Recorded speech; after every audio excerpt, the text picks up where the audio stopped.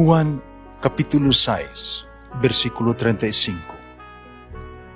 Si Jesus miingon kanila, Ako mao ang pan nga naghatag sa kinabuhi. Ang muari kanako, dili nagayod gutumon, ug ang mutuo kanako, dili nagayod uhawon.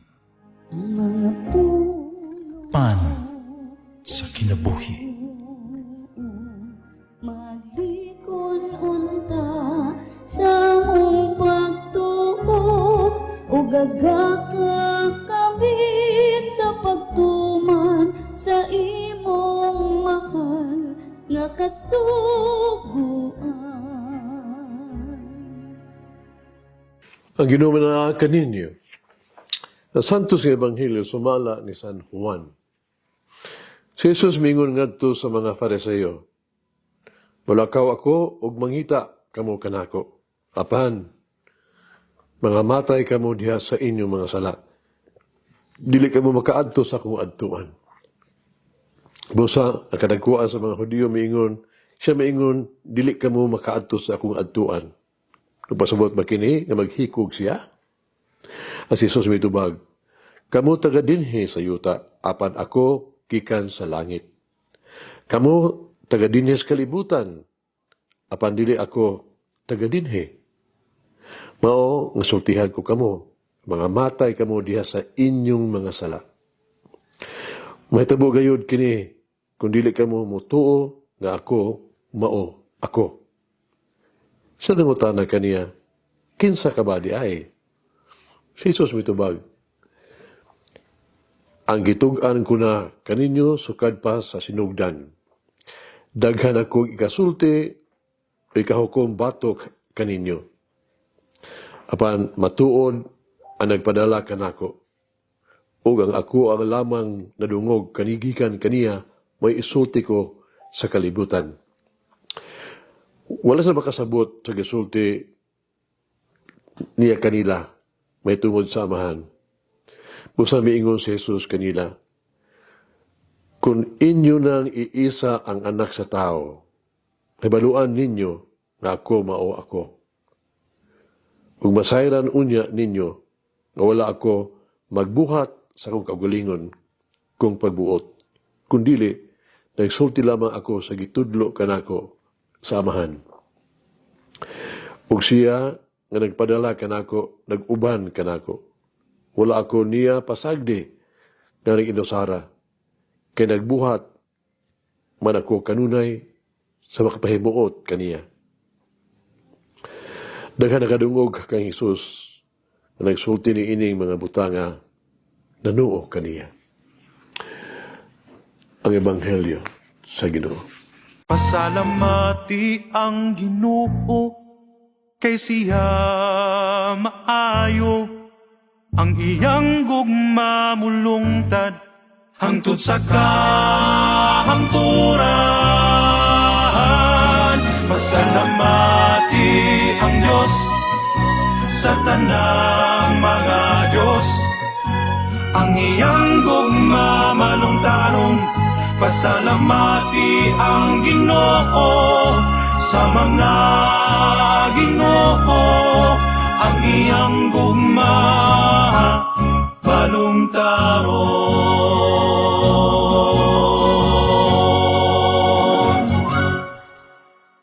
Sa Ebanghelyo karong adlaw, ang mga Fariseo o mga Hudiyo, mga leaders sa relihiyon, wala makadawat sa dayag nga gisulti ni Jesus nga siya gyud ang Mesiyas na pinadala sa Amahan. Tungod niini, si Jesus sa makasug na tingog namulong sa pag-ingon, mamatay kamo diya sa inyong mga sala. Kita kumusta man tayo mga Kristohanon karon? Kita mga Pilipino kasagaran, reliyoso biya ta, mampuon, mahadlokon sa Dios. Panusahay, bisan pa, mahimo na to sa isa likway, siya supila ka mga higayon sa tong kinabuhi niya. Pananglitan. Kung ang mga trahedya mo abot na sama sa grabing pagkamatay, mga biktima sa pandemya, pandemic katong COVID-19 o sa dili gyud maihap nga mga pag-antos nga ato matagataman sa adlaw-adlaw natong kinabuhi nga lisod yung dawaton. Ang panghitabo sama ni ini usahay, kita makapasangil sa Ginoo ug mangluod ta. Gani napay uban ka nato, nga di na mo tuo sa Ginoo. Makapangutan na pagyod sa unsang pagiha nga ang usa ka maayong maluluy-ong Ginoo, Dios, kutugot ni ini nga mahitabo. Ang atong pagtuo maluya usab. So dihan kita magatubang sa mga lisod kaayo nga mga sugo o pulong ni Kristo. Doon ay sugilanon nga sa kapare. No? Nagsirmon siya diha sa panahon sa misa sa kadomingo ni Ana. Sa tubangan niya ay naglingkod mga tao pero usan ini usa ka politiko, no? Niya ang pare sa makusog kaayo nga pulong ingon siya nga dili kita magpatay, dili mapatay. Ang politiko sa tubangan nagyango-yango siyang yang ulo. Amen, amen, amen. Oga sa mas kusog tingog ang para niingon dili maayo ang pagpanapaw. Politiko nagyapastubangan niya tando niya po siya yung uyango siya. Amen. Galing. Nadi pa ang pare nga nagtanaw kanila. Ug sunod ang pare sa mas makasumpag yung tingog siyang wali. Ningon siya, dili kita mangawat. Mga politiko ang tubangan, nireklamo sa mag-ingon, hunong na padre, personal naman na ang imo, di na maayo. Nahilabot kaman karon sa kong kinabuhi. Kaya tungkol kay kining politikuhan, labigit ng sa graft and corruption o kawatan siya.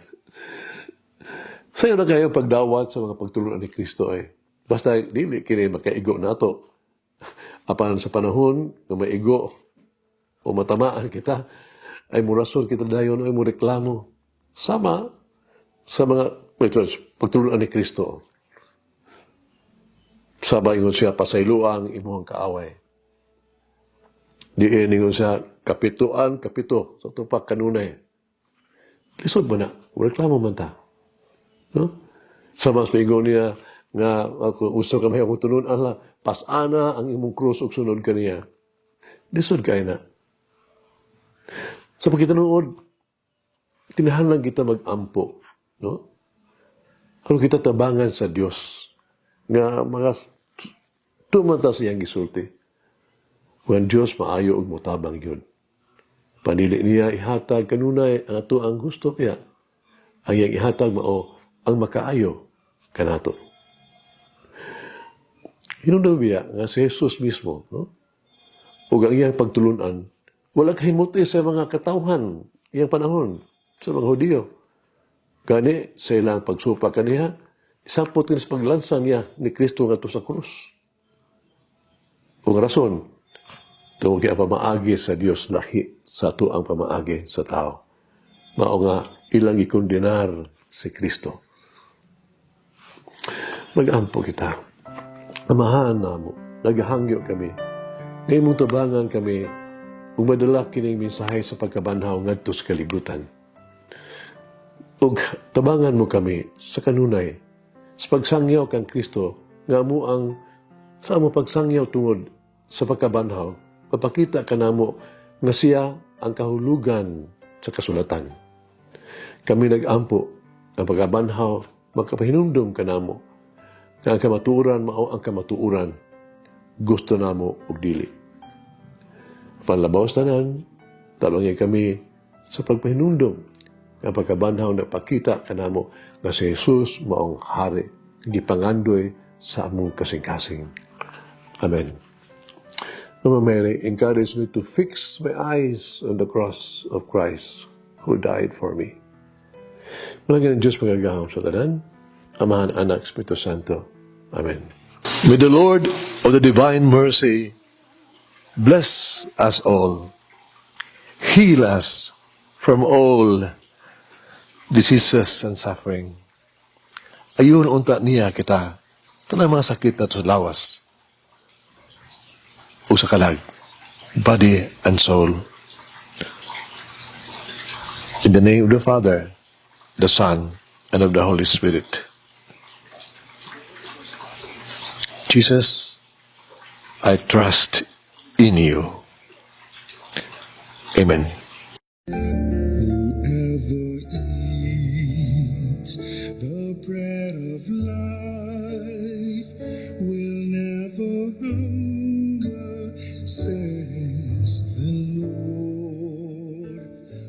Kay galaan inyong nabati ang pagpaambit ug hamubong pamalandong sa pulong sa Dios pinaagi sa tulumanon pan sa kinabuhi nga gidumala ni Monsignor Daddy Silva. Hangtod na usab sa sunod higayon, daghang salamat. The bread of life will never hunger.